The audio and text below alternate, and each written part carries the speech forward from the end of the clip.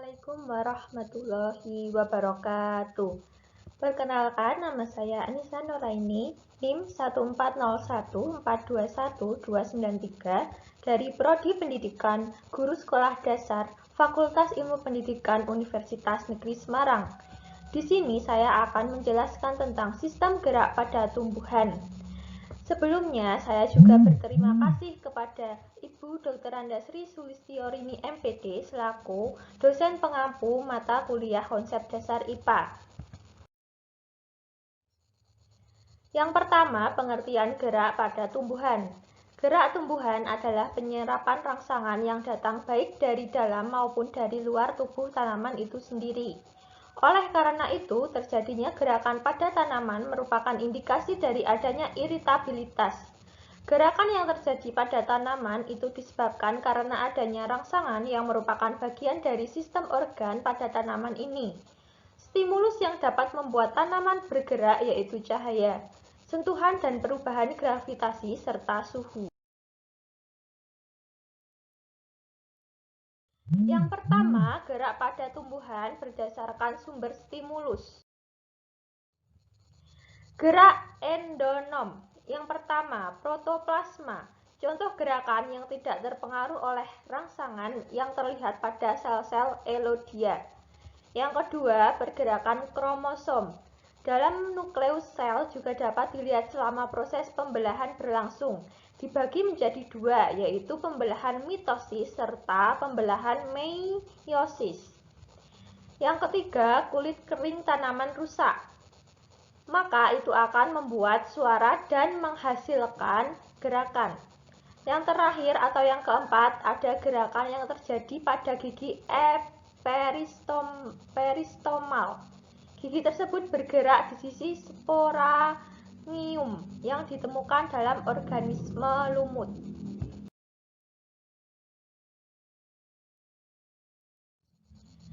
Yang kedua ada gerak etionom. Gerak etionom ini terdiri dari 3 stimulus, yaitu yang pertama stimulus fisik, adanya efek suhu, cahaya, serta kekuatan. Yang kedua stimulus mekanis, berasal dari sentuhan ataupun angin. Yang terakhir, yang ketiga, stimulus kimia, jumlah racun yang muncul.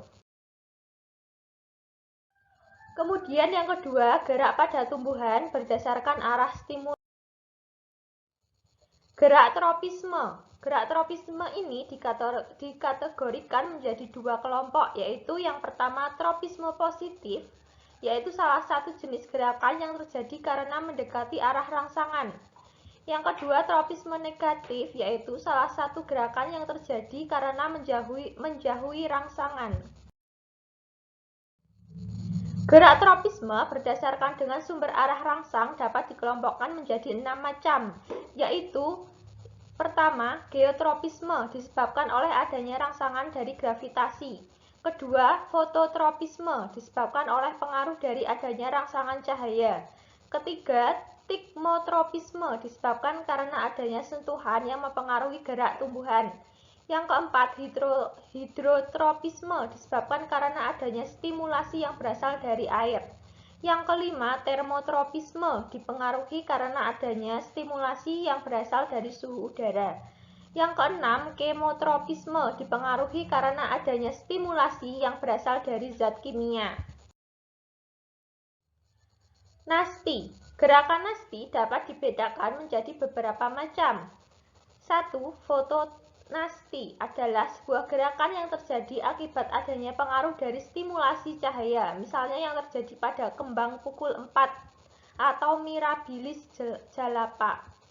2. Niktinasti merupakan sebuah gerakan yang terjadi akibat dipengaruhi oleh adanya stimulasi dari suasana, misalnya gelap.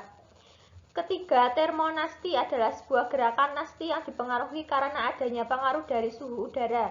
Misalnya gerakan yang terjadi pada bunga tulip yang terjadi pada musim semi. Yang keempat, seismonasti merupakan salah satu gerakan nasti yang terjadi karena adanya pengaruh dari sentuhan yang berasal dari luar. Misalnya seperti bunga putri malu yang jika disentuh atau mendapat getaran akan menutup daunnya. Taksis. Pertama, fototaksis adalah gerakan taksis yang diakibatkan karena adanya cahaya yang datang, misalnya seperti kloropas yang bergerak ke sisi sel untuk mendapatkan sinar matahari.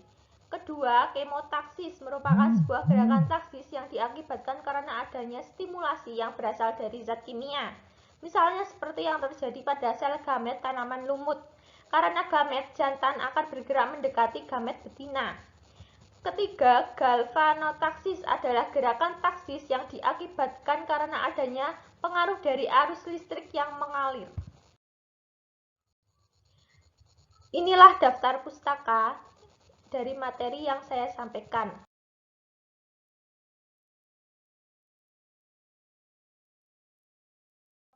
Saya mohon maaf. Terima kasih.